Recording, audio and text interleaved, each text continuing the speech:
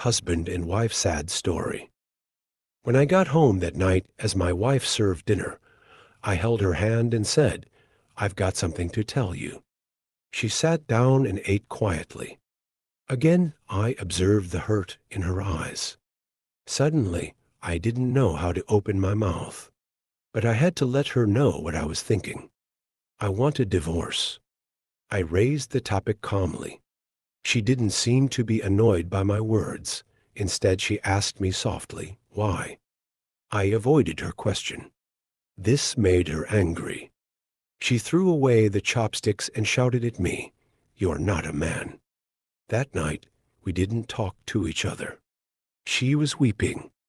I knew she wanted to find out what had happened to our marriage, but I could hardly give her a satisfactory answer. She had lost my heart to Jane. I didn't love her anymore. I just pitied her.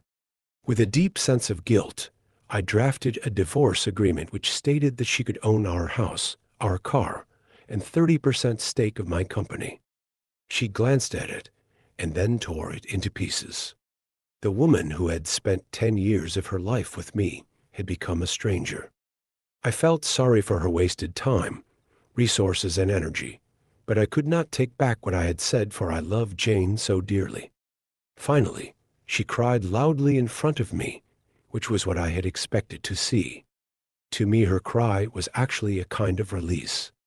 The idea of divorce, which had obsessed me for several weeks, seemed to be firmer and clearer now. The next day, I came back home very late and found her writing something at the table. I didn't have supper, but went straight to sleep and fell asleep very fast because I was tired after an eventful day with Jane. When I woke up, she was still there at the table writing. I just did not care, so I turned over and was asleep again. In the morning, she presented her divorce conditions.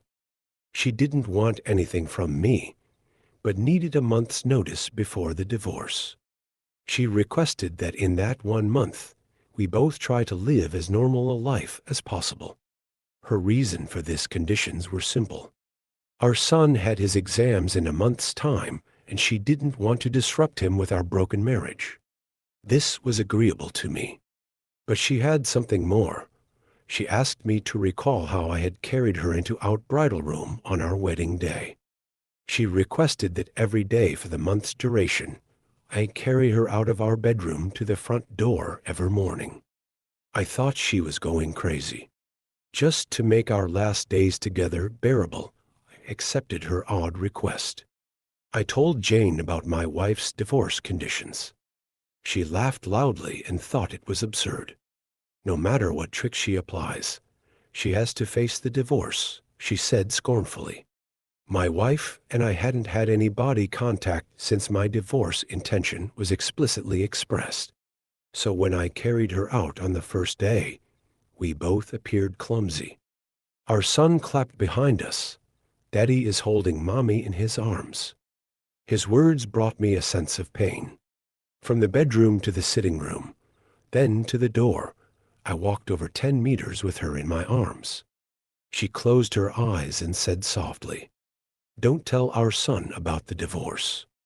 I nodded, feeling somewhat upset. I put her down outside the door. She went to wait for the bus to work. I drove alone to the office. On the second day, both of us acted much more easily. She leaned on my chest. I could smell the fragrance of her blouse. I realized that I hadn't looked at this woman carefully for a long time. I realized she was not young anymore. There were fine wrinkles on her face. Her hair was graying. Our marriage had taken its toll on her. For a minute, I wondered what I had done to her. On the fourth day, when I lifted her up, I felt a sense of intimacy returning. This was the woman who had given 10 years of her life to me. On the fifth and sixth day, I realized that our sense of intimacy was growing again. I didn't tell Jane about this. It became easier to carry her as the months slipped by. Perhaps the everyday workout made me stronger. She was choosing what to wear one morning. She tried on quite a few dresses, but could not find a suitable one. Then she sighed, All my dresses have grown bigger. I suddenly realized that she had grown so thin. That was the reason why I could carry her more easily.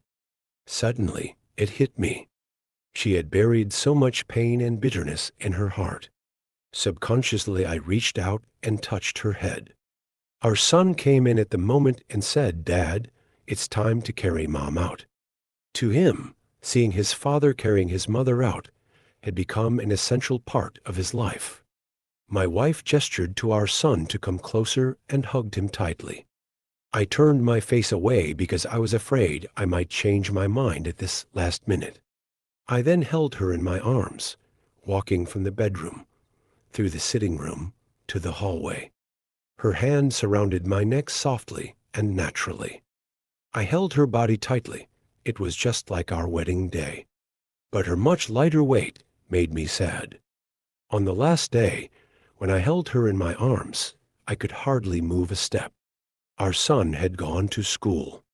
I held her tightly and said, I hadn't noticed that our life lacked intimacy.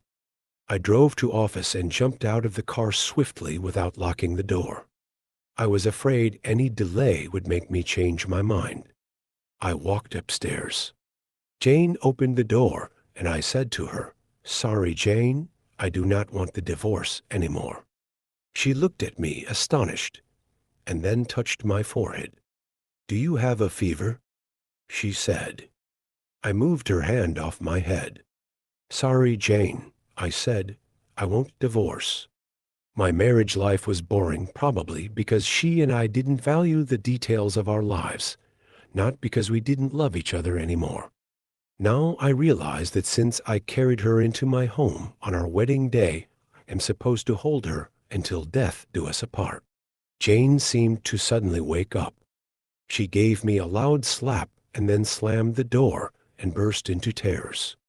I walked downstairs and drove away. At the floral shop on the way, I ordered a bouquet of flowers for my wife. The sales girl asked me what to write on the card.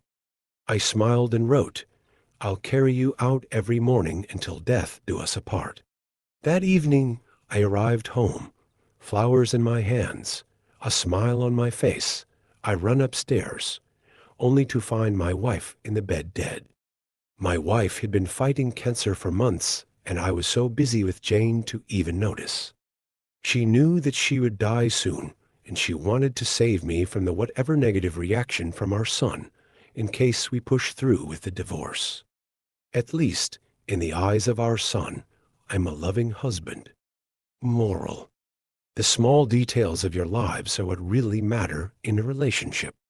So find time to be your spouse's friend and do those little things for each other.